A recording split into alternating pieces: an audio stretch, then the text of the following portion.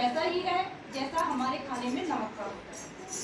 अब आप सब भोजन तैयार करते हैं, दाल बनाते हैं, सब्जी बनाते हैं और आप उसमें नमक डालना ही भूल जाए तो वो भोजन कैसा रहेगा? स्वादहीन हो जाएगा, उसका कोई स्वाद नहीं रहेगा, वो किसी को पसंद नहीं आएगा।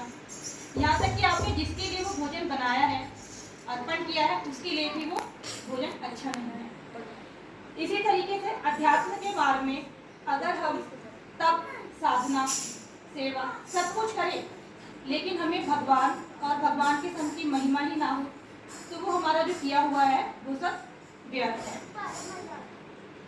अब हम भगवान की महिमा को कैसे समझेंगे?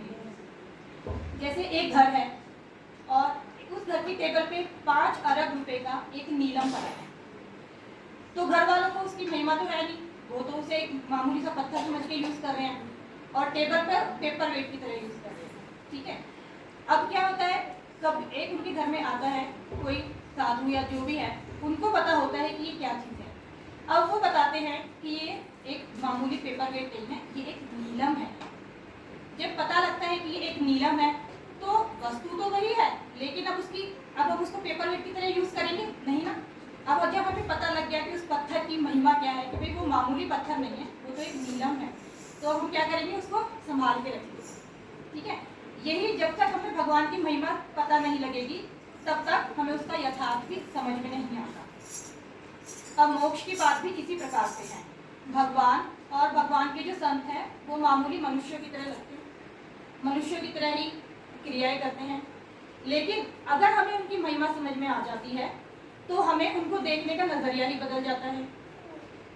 जब हम उनके दर्शन करते हैं तो वो दर्शन भी अलग प्रकार का ही होता है, उनको देखने का एक बिल्कुल ही अलग हो जाता है नजरिया। अब हमारे महंत स्वामी जी हैं, हमारे गुरु हैं, अक्षर ब्रह्म हैं, वो देखने में कैसे हैं? हमारे जैसे हैं, लेकिन अगर हमें उनकी महिमा पता होगी तो हम उनको एक गुरु, एक मतलब अक्षर ब्रह्म की तरह उनको देखेंगे। तो ऐसे ही गुणातीतानंद स्वामी ने 361 के प्रकरण में कहा है कि जैसे जैसे हमें ज्ञान होता रहता है वैसे वैसे भगवान की महिमा भी हमें समझ में आ जाती है। अब इस पर एक दृष्टांत है कि एक बार एक ग्वाला जो था वो अपनी बकरियों को चराने जा रहा था। अब ग्वाले को चलते चलते एक वही चमकीला पत्थर दिखाई दिया। अब ग्वाले ने क्या सोचा कि चमकीला पत्थर है, उसने क्या उसको अपनी बकरी के गले में बांध दिया। अब वो अपनी बकरी को लेकर चला जा रहा था तो उस चमकीले पत्थर पर नजर पड़ी एक व्यक्ति की। उसने ग्वाले को पूछा कि क्या आपकी बकरी के गले में जो ये पत्थर है आप मुझे दे दोगे? तो ग्वाले के लिए तो वो फ्री का पत्थर था, उसे जमीन पे पड़ा मिला, उसको अच्छा लगा, उसने बांध दिया।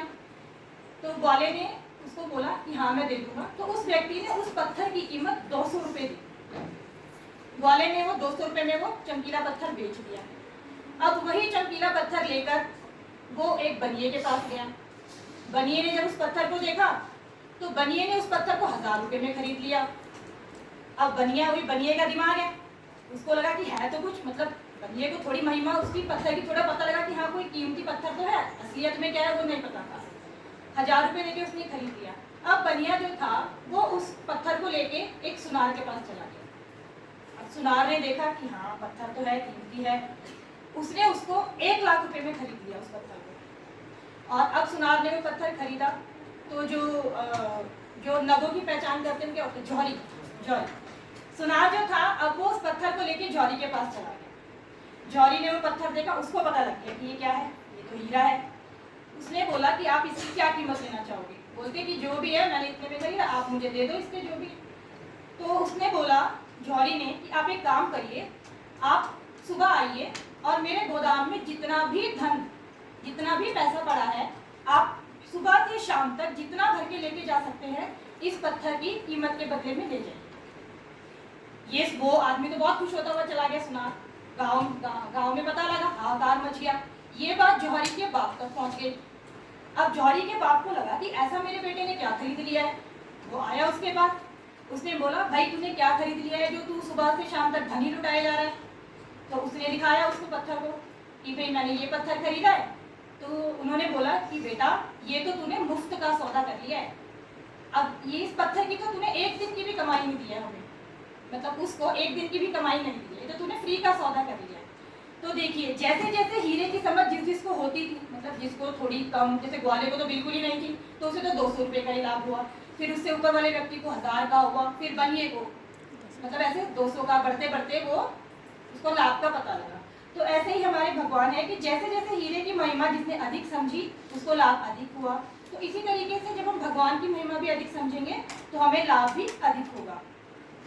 भगवान स्वामीनारायण वचनामृत के गडरा मध्य के 67वें प्रकरण में कहते हैं कि एक सागर है, वो मीठे जल से भरा हुआ है, उसमें जीव जंतु पशु पक्षी सभी पानी पी रहे हैं, भरने वाले जल के पात्र में भर के भी ले जाते हैं।